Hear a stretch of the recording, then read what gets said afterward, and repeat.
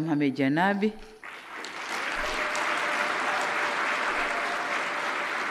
Hongera sana, hongera sana.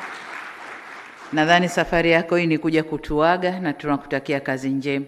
Asante sana. Mheshimiwa Mwanasheria Mkuu wa Serikali Hamza Johari, tambua uwepo wa Gavana wa Benki Kuu ya Tanzania ambaye amepata zawadi nono, na funzo nililopata ni kwamba ukiwa mtendaji mkuu mwenyewe na mwenyekiti mwenyewe mambo yanakuwa mazuri zaidi. Sasa hiyo inafikirisha. Kinitambue uwepo wa wakuu wa taasisi wote mlioko hapa. Mheshimiwa Mkuu wa Mkoa Albert Chalamila, mkoa huu wa Dar es Salaam. Waheshimiwa makatibu wakuu na manaibu makatibu wakuu mliopo nasi hapa. Tambua uwepo wa katibu mkuu KIDA, lakini PSC, hazina na makatibu wakuu na manaibu wote mlioko hapa.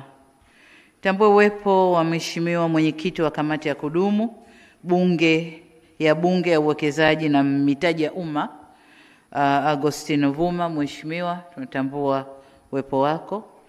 Profesa Olesante Ole Gabriel, mtendaji mkuu wa mahakama lakini mwakilishi wa jaji mkuu hapa.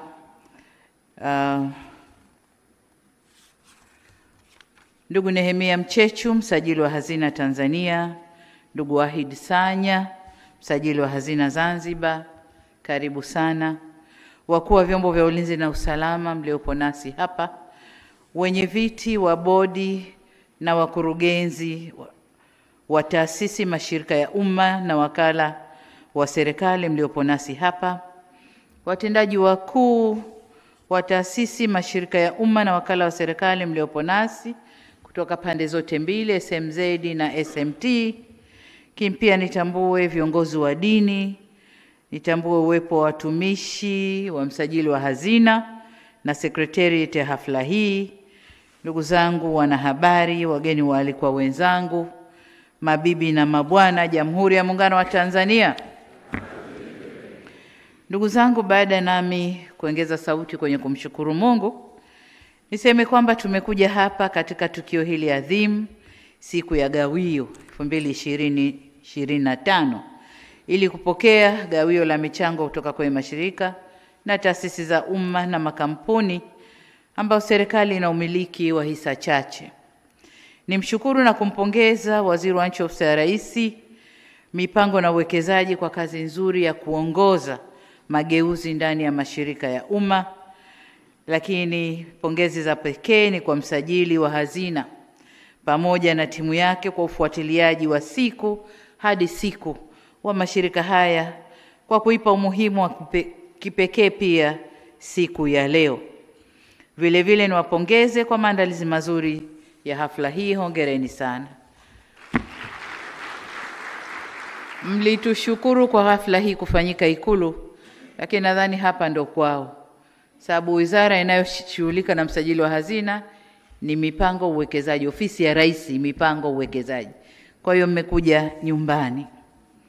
Tukio hili linaakisi dhamira yetu thabiti ya kuhakikisha kuwa uwekezaji wa umma unaendelea kuleta matokeo chanya na yenye tija katika maendeleo ya kiuchumi ya taifa letu. Muhimu zaidi, siku hii inadhihirisha mwelekeo wa serikali wa kuingiza au kuzingatia ufanisi, tija na uwajibikaji katika uendeshaji wa mashirika ya umma. Kwa ufupi tuseme tuna lengo la kuondosha mashirika mizigo. Tunataka mashirika yote yachangamke, yazalishe na walete returns serikalini kama walivyowekezwa wenyewe. Na hicho ndio kilio changu kikubwa toka mmenipa dhamana hii, kwamba mashirika ya umma kwa muda mrefu yamekuwa yakila kutoka serikalini lakini yenyewe hayarejeshi. Kwa hiyo tumeanza safari vizuri. Tumeanza vizuri na wapongeza wote ambao mmeweza kuchangia. Na hiyo ndio sababu mwaka jana katika hafla kama hii niliridhia ombi la msajili wa hazina la kuwa na siku maalum ya kutoa gawio kila mwaka ambayo imeita siku ya gawio, na kukubali kwamba mimi mwenyewe ndio nitapokea gawio kutoka kwenye mashirika. Pamoja na kuhamasisha mashirika kufanya vizuri zaidi, siku hii pia inatoa fursa kwa wananchi kuona namna mashirika yetu mbalimbali yanavyowajibika kwao. Kwa sababu mkileta serikalini, mnarudisha kwa wananchi. Kwa wanaona jinsi mnavyowajibika. Hivyo niwapongeze kwa kubuni wazo hili na niwasisitize kuendeleza utamaduni huu.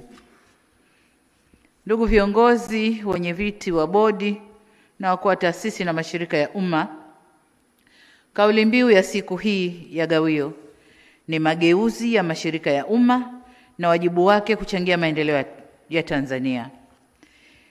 Kauli mbiu hii inaweka bayana maono mapana ya serikali na matarajio ya Tanzania kuhusu nafasi ya mashirika na taasisi za umma katika kuharakisha maendeleo nchini. Leo hii tumepokea trilioni 1. Hii ni pesa kubwa. Inakwenda kutufaa kwenye mambo kadhaa. Lakini pia imepunguza ule utegemezi tulikuwa nao kule nyuma. Kama tulikuwa tunagaiwa trilioni 10, sasa moja tumeileta wenyewe ndani, tategemea 9. Kwa hiyo tukienda hivyo kila mwaka, tunapunguza lile wanasema mapungufu ya utegemezi na tunaelekea kwenye kujitegemea. Na hivi ndivyo mashirika yetu yanatakiwa kufanya kazi. Lengo kubwa ni kuhakikisha mashirika yanaweza kujitegemea kiuendeshaji na yanaongeza mchango wake kwenye uchumi kwa ujumla. Katika kufikia azma hiyo, serikali imechukua hatua mbalimbali kutekeleza mageuzi kwenye mashirika na taasisi za umma. Kwa upande mmoja, hatua hizo zimeanza kuongeza kiwango cha kujitegemea na kupunguza utegemezi wa taasisi za umma kwa serikali, lakini utegemezi wa serikali kwa mashirika mengine ya fedha. Nimejulishwa kuwa katika kipindi hiki tayari, kama tulivyosikia wote hapa, STAMICO, TPDC zimejitoa kabisa katika kutegemea ruzuku ya serikali na wanajitegemea wenyewe kwa mishahara na fedha za uendeshaji. Watakuja serikalini inapokuja kwenye mambo makubwa ya miradi ya maendeleo. Lakini kama shirika kujiendesha, yatakuwa yanajiendesha yenyewe. Hongereni sana. Waheshimiwa viongozi, mabibi na mabwana, mageuzi tunayoyafanya hayana budi kuongozwa na ufuatiliaji na tathmini madhubuti au thabiti. Na haya ndiyo niliyomsisitiza msajili wa hazina kwenye siku ya gawio mwaka jana. Sasa nimejulishwa kwa tathmini hiyo imefanyika na maboresho husika ya kiutendaji yameshaanza kutekelezwa. Pamoja na mambo mengine, maboresho hayo tayari yamewezesha mashirika 11 ya kipaumbele, yani key state owned enterprises, kati ya mashirika 13 yaliyokuwa na mtaji hasi kutoka kwenye kundi hili na kuingia kwenye orodha ya mashirika yenye mitaji chanya. Na tumeona hapa 2 watatu wamejitutumua. Hawakuwa wanatoa gawio, lakini mwaka huu wameanza kutoa gawio. Wengine ndio hivyo wamejitegemea. Wengine wameongeza kiwango cha kutoa. Kwa hiyo tunawashukuru sana kwa kazi kubwa ambayo mmeifanya. Lakini mashirika mengine 8 kati ya 13 yaliyokuwa yakipata hasara mfululizo yametoka kwenye lindi la hasara na sasa yanapata faida. Asanteni sana, hongereni sana. Niwapongeze wote kwa mabadiliko haya chanya na ya kutia moyo.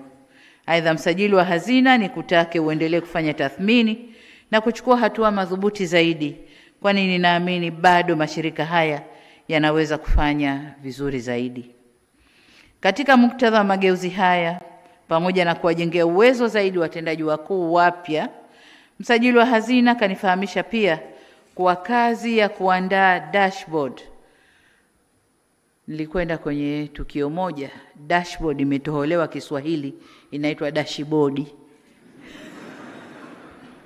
Kwa hiyo kazi ya kuandaa dashboard ya mashirika ya taasisi za umma imekamilika. Hatua hii inamaanisha usimamizi wa taasisi sasa unaenda kuwa wa kiwango cha juu. Kila kitu kitaonekana kwenye mtandao. Kila kitu kitakuwa displayed na wote tutapata fursa ya kuingia na kuona nani anafanya vizuri, nani anakuwa, nani anarudi chini na kwa nini pia, ili tupate kuwasaidia wakae vizuri. Lakini vile vile itapunguza muda wa ufuatiliaji. Amesema vizuri hapa msajili wa hazina kwamba mwaka jana watu wake wote walikuwa kwenye safari kutafuta hizo taarifa, lakini mwaka huu wametumia tu hilo dashboard lao na kupata taarifa zote na kufanya maamuzi. Lakini vile vile itarahisisha kufanyika kwa maamuzi mbalimbali ya kiutendaji na kimkakati katika ngazi zote. Kwa ujumla, uwekezaji uliofanywa na serikali kwenye mashirika ya umma ni mkubwa, hivyo ufuatiliaji nao hauna budi kuakisi ukubwa huo. Hasa msajili wa hazina, hongereni sana kwa hatua hii. Haya ndio mageuzi tunayoyataka. Hongera sana. Kwa upande mwingine, pamoja na hatua hizo, mageuzi tunayoyafanya yatahusisha pia mabadiliko ya kisheria. Waziri wa Mipango na Uwekezaji endelea kusimamia mchakato wa kutungwa kwa sheria mpya ya uwekezaji wa umma. Hatua hii nayo itakapokamilika itaimarisha usimamizi wa rasilimali zilizowekezwa kwenye mashirika ya umma. Ndugu zangu, shauku yangu na ya Tanzania kwa ujumla ni kuona mashirika ya Tanzania au mashirika ya umma na taasisi za umma zinawajibika kwa kuleta faida na tija iliyokusudiwa kwa maendeleo ya nchi yetu.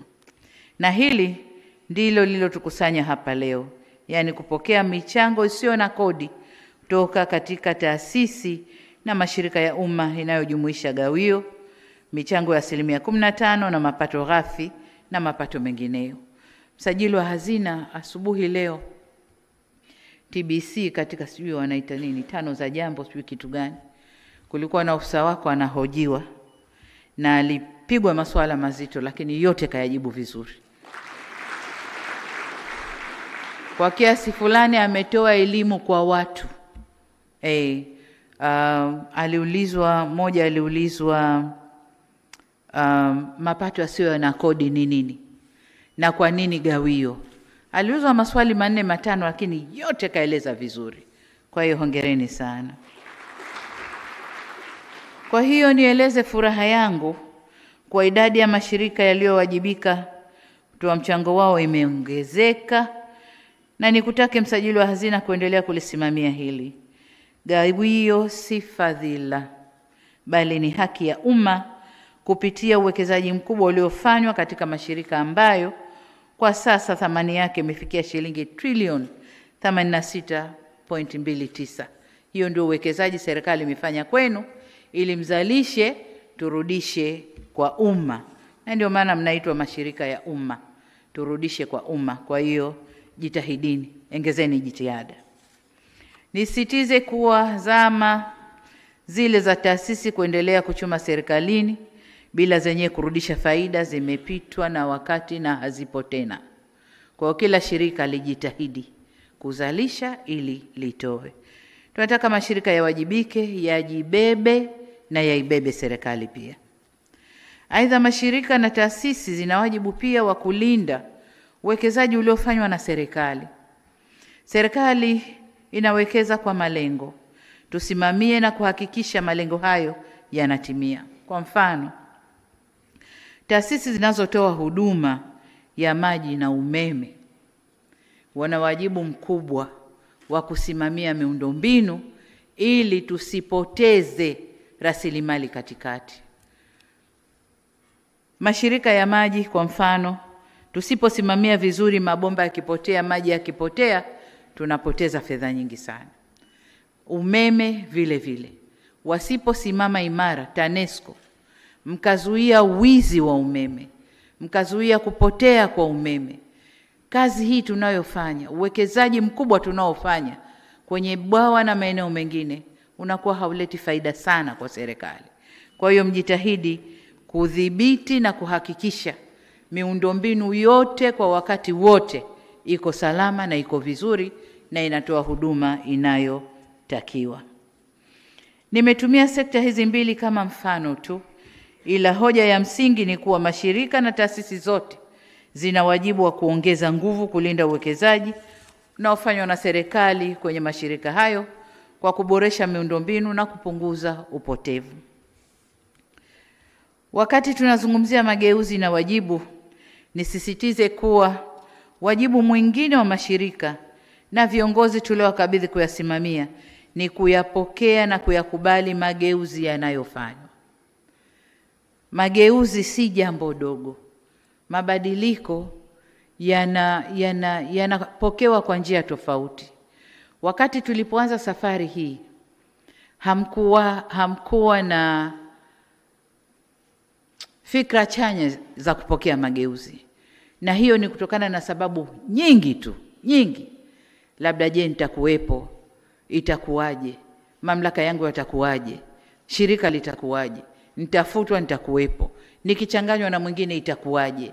Lakini tumekwenda na hiyo safari miaka 2-3 sasa, na matokeo yake ndio haya tunayoyaona.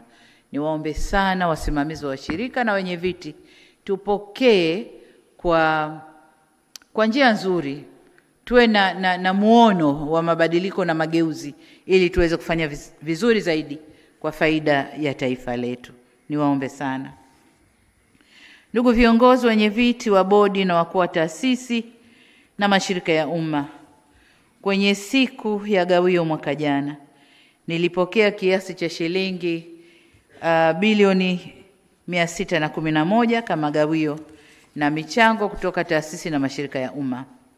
Wakati ule mwaka wa fedha ulikuwa haujaisha kama alivyosema msajili, lakini makusanyo yaliendelea hadi tarehe 30 Juni mwaka jana, ambapo hadi tarehe hiyo kiasi kilichokusanywa na ofisi ya msajili kilifikia shilingi bilioni 700 kuchangia. Wito wangu kwenu si kwenda kukamua mashirika mradi uonekane umechangia. Changieni kama sheria inavyosema. Changieni kwa faida mlioitengeneza. Usione aibu hata ukichangia bilioni 1, bilioni 2. Changia kwa faida ulioitengeneza, na siku hii hapa unavyoona wenzao wanachangia, ikupe msisimko, ikupe challenge kwamba na wewe uende ukaongeze gawio lako ili nawe usomeke hapa. Kwa hiyo niwaombe sana, kafanyeni hivyo kwa faida ya taifa letu. Natarajia kutakuwa na ongezeko zaidi pengine mwakani. Kwa wale ambao wamechangia vizuri leo, nilikuwa nawaomba hapa mwakani iwe hivyo. Anasema ndio. Nimemwambia mtu wa nyumba mwakani 10 bilioni, akasema msajili kesha niambia. Kwa hiyo msajili endelea kuhamasisha wazalishe na tuwajengee conditions wazalishe ili tuweze kukusanya zaidi. Ukimkamua ng'ombe hana kiwele hakikujaa, hawezi kupa maziwa mengi. Lakini tukiwasaidia kiwele kikijaa, watatoa kikubwa zaidi. Kwa hiyo twende tuwasaidie ili watoe kikubwa zaidi. Ninatambua kuwa zipo taasisi ambazo zimeendelea kufanya vizuri mwaka hadi mwaka, na tumezitambua hapa. Aidha, zipo taasisi ambazo mwaka jana hazikuwepo kwenye orodha ya wachangiaji bora, lakini mwaka huu zimepanda na kufikia hatua hiyo.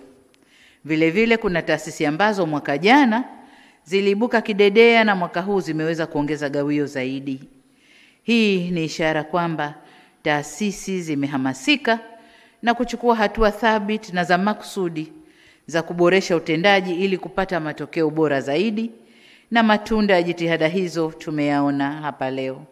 Napongeza wale wote ambao wamechukua nafasi za juu zaidi ya zile mlizokuwepo mwaka jana. Wale wote ambao mmechangia zaidi mwaka huu kuliko mwaka jana, na wale ambao mwaka jana hawakuchangia ila mwaka huu wamo kwenye orodha ya kuchangia. Hongereni sana.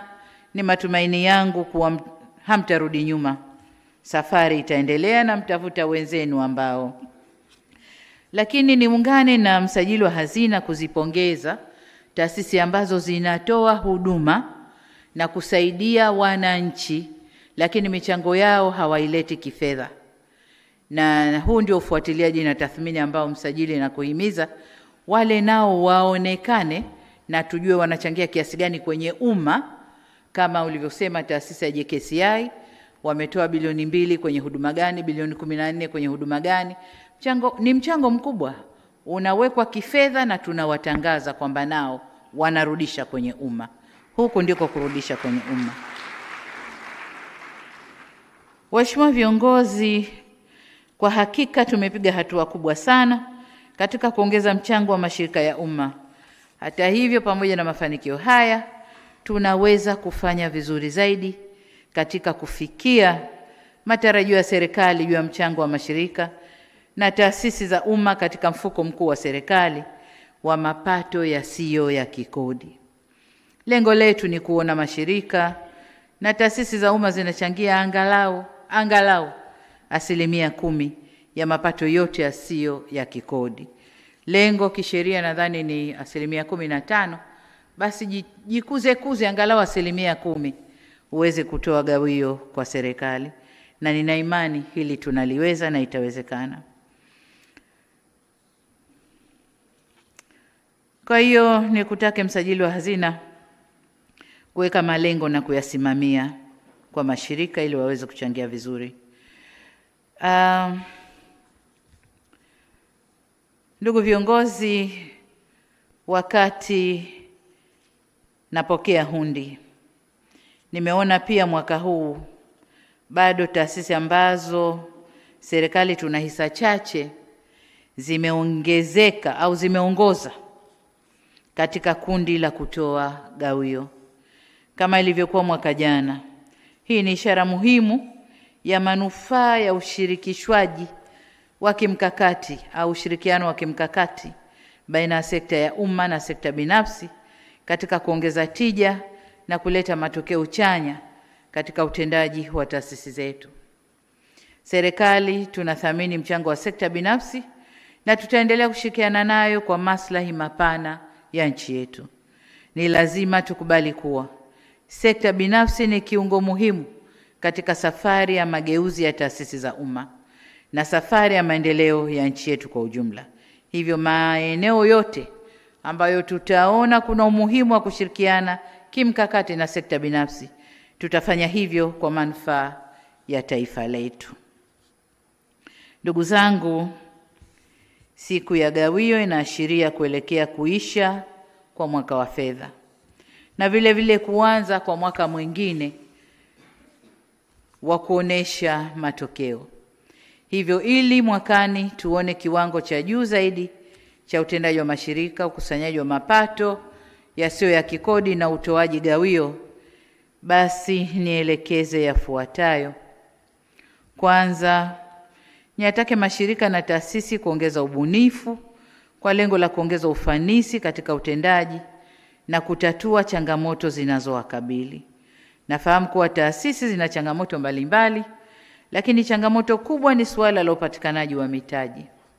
Kwa upande wake, serikali imeongeza uwekezaji kwa 32% kufikia shilingi trilioni 86.29, lakini bado mahitaji ni makubwa. Sasa mageuzi haya ni pamoja na kuwa wabunifu. Tusisubiri serikali itatue kila changamoto inayotukabili kwenye taasisi zetu. Tutumie fursa mbalimbali zinazotuzunguka katika kutatua changamoto hizo, ikiwemo kuingia kwenye soko la mitaji na kuongeza ushiriki wa wananchi. Na hapa nimwombe msajili wa hazina kwamba uendelee kufanya utafiti ili kujua na kubainisha taasisi zenye mwelekeo na viwango wa kuingia kwenye soko la mitaji ili ziende zikachume mtaji huko badala ya kutegemea mtaji wa serikali peke yake. Na hii itaipunguzia serikali mzigo mkubwa wa kulisha mashirika yake. Kiingia huko mtaweza kupata mitaji kupitia njia hiyo. Lakini la pili ni kutake ni kuagize tena msajili wa hazina pamoja na viongozi wote wa mashirika na taasisi za umma kuimarisha matumizi ya tehama. Hii imetupa uhakika kwamba tukijiingiza kwenye matumizi ya tehama tunakusanya zaidi na tunakuza ufanisi kwenye mashirika na taasisi zetu. Kwa hiyo twendeni tukatumie tehama ili kuongeza uwazi, lakini kama nilivyosema, kuongeza ufanisi na tija katika kutekeleza majukumu yetu na kutoa huduma. Katika hili pia niwatake viongozi wote kuhakikisha mifumo ya tehama iliyopo inaenda kuhuishwa ili iweze kuwa na mlingano mzuri wa taarifa na kuongeza tija kwa taasisi zetu. Jambo jingine kwa msajili wa hazina ni utekelezaji wa majukumu yote ya taasisi unategemea sana ubora wa rasilimali watu. Hivyo na kuagiza msajili wa hazina kuendelea na jitihada za kuwajengea uwezo watendaji wakuu na watumishi wote katika nyanja mbalimbali ili kuongeza tija kwa taasisi zetu. Jambo la 4, tumefahamishwa kwamba serikali imefanikiwa kukamilisha majadiliano yaliyoongeza kampuni za madini, ambapo serikali ina hisa kutoka kampuni 4 mwaka 2020 hadi sasa kampuni 12 kote tuna hisa kwa sasa. Ni hatua muhimu katika kuhakikisha Watanzania wanafaidika zaidi na rasilimali madini ambayo yuko nchini kwetu. Hivyo basi, ikiwemo kampuni ya Twiga ambayo imefanya vizuri leo. Hivyo nikutake msajili wa hazina kusimamia ukamilishwaji wa majadiliano ya mikataba na kampuni nyingine zote za madini ili umma ufaidike zaidi na sekta hii. Jambo la 5 ni maagizo kwa Waziri wa Mipango na Uwekezaji kwamba uendelee kusimamia ukamilishwaji wa sheria kama nilivyosema ya uwekezaji wa umma ili kuhakikisha kuwa azma iliyokusudiwa ya kuimarisha usimamizi na uwekezaji wa serikali na kuwa na mfuko wa uwekezaji inafikiwa vizuri. Kwa jina lolote mtakaloita, sovereignty fund, sijui mfuko wa uwekezaji, jina lolote ambalo halitaleta utata kisheria ndani ya nchi yetu. Sababu najua kipengee kimoja kinachochelewesha hii sheria ni huo mfuko. Lakini pia mamlaka msajili wa hazina, kwa fateni sheria, angalieni jinsi mnavyoweza kuiweka vizuri ili sheria iende bungeni ipite na tuanzishe huo mfuko wa uwekezaji. Ndugu viongozi, nimalizie kwa kusema kuwa kote duniani mashirika ya umma yamekuwa nguzo muhimu katika kuchochea maendeleo, na katika baadhi ya nchi ndio yanayotoa mchango mkubwa zaidi kwenye pato la taifa. Gawio tunalolipokea leo au tulilolipokea leo ni kielelezo cha juhudi, uwajibikaji na uadilifu wetu katika kusimamia rasilimali za umma, na ni mrejesho kwa mageuzi na maboresho ambayo tumeanza kuyafanyia kazi kwenye mashirika yetu ya umma yanaleta matokeo. Lakini jinsi tunavyopandisha gawio kutoka kwenye mashirika ndivyo jinsi ulimwengu utatuheshimu, kwamba tumejua mapungufu yetu, tumerekebisha na sasa tunaanza kujitegemea ndani. Na ile mkono wa ngaie utakuwa unarudi kidogo kidogo. Mfano mzuri ni kwa TPA, ambapo baada ya kuwezeshwa na kuifanya bandari moja tu ya Dar es Salaam, nadhani na Tanga sasa hivi kuwa zinafanya kazi vizuri, wameweza kushift mzigo mkubwa wa gharama kwa wale private sector tuliowaweka pale. Hawa sasa hawajibiki kununua mitambo ya kushushia wala nini. Ni operation, administration na kuhakikisha huduma zinazohitajika na yale mashirika yaliyoko pale, wale wageni, zinapatikana. Lakini jengine, kwa sababu wameondosha mzigo wa cost ya kuendeleza bandari, wao sasa ya kununua vitu vya kuipa hadhi bandari, wao sasa watajielekeza kwenye kuweka miundombinu ya kuongeza bandari yetu ili wawekezaji zaidi waingie, mizigo zaidi ije na mambo kama hayo. Kwa hiyo tunapoboresha, mkikusanya zaidi, mashirika yanajijenga, lakini na serikali inapata zaidi. Kwa hiyo hilo ndio lengo hasa kubwa ambalo serikali tumejipangia kuelekea. Hivyo basi tuendelee kutimiza wajibu wetu wa kusimamia vyema utendaji wa taasisi tunazoziongoza ili wananchi waone faida ya uwekezaji kwenye mashirika na tuongeze mchango wetu kwenye pato la taifa kwa ujumla. Mageuzi haya ni hatua. Tulipo leo siko tulikotoka kwa kiasi kikubwa sana. Miaka mitatu hii tuliosema tunashughulika vilivyo na mashirika ya umma. Mlioko kwenye mashirika mnajua mmepiga hatua kubwa sana. Mageuzi yamewapa sura nyingine. Angalau sasa mwanga unaonekana kwa yale mashirika ambayo yamebadilika kabisa, lakini ambayo yamo kwenye safari ya kubadilika. Yote kwa aina fulani tulipo leo sipo tulipokuwa juzi na jana. Tumebadilika. Lengo letu ni kuyafanya mashirika yakope kwa uwezo wao wa kifedha, wakope kwa financial statement zao, ili tupunguze mzigo wa mkopo kwa hazina, tupunguze mzigo wa deni la taifa. Mashirika kama TPDC, TPA wanaweza sasa kukopa kwa kutumia financial status zao na mkopo ukawa wa kwao na sio deni la taifa, na wakafanya maendeleo makubwa tu ndani ya nchi. Huko ndiko tunakoelekea. Kwa yale mashirika sijui TASA nani, simameni, jijengeni muweze kukopa, na wakiona unafanya. Nakumbuka mwaka juzi tuliomba mkopo World Bank kwa ajili ya bandari, kuendeleza bandari zetu. Wakaja na hoja chungu mzima kwa nini hatuwezi kukopeshwa kwa ajili ya kuendeleza bandari zetu. Lakini walivyoona maendeleo ya bandari na walivyoona bandari inavyokusanya fedha, wamekuja wenyewe wanasema tuko tayari kuwakopesha milioni 500 dola hizi hapa zipo, tunataka kuwakopesha. Mbosa kaja mbio kwangu, mama, nikamwambia tulia kwanza, usiharakishe. Hawa wameshaona kitu hapo. Kaa nao, zungumza nao, ujue wana kitu gani haswa. Wasione kwamba tunaendelea sasa wenyewe 500 ikaje katutokea puani. Nikamwambia una pesa ya kutosha kufanya development, anza mwenyewe. Ukikwama tutaangalia, je, tunakwenda huko au tunakwenda wapi? Na hiyo ndio fahari ya nchi. Hiyo ndio fahari ya nchi. Kwa mambo ni hayo. Wakikuona unafanya vizuri wenyewe wanakuja. Lakini wakikuona unasuasua huku, watakuwekea macondition na masababu chungu mzima kwa nini wasikupe mtaji.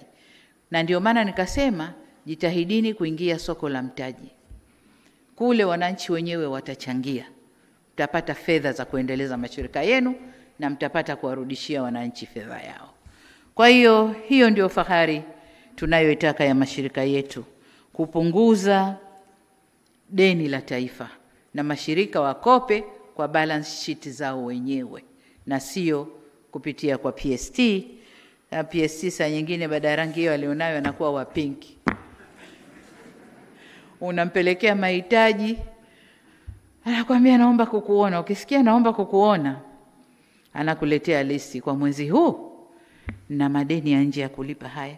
Kuna certificate zimemachua hizi. Kuna madeni ya default tulizozifanya za mahakamani. Sijui kuna nini, mishahara na nini nimeshatoa zimebakia hizi. Sasa hili uliloniletea hili. Kwa hiyo tukimpunguzia ile tuna madeni ya nje haya, tuna nini haya, itamsaidia kukaa vizuri zaidi. Sasa ndugu zangu, Mheshimiwa Naibu Waziri Mkuu amesema siku ya maokoto sio siku ya kusema sana. Lakini mimi nimesema sana kwa faraja na furaha nilionayo.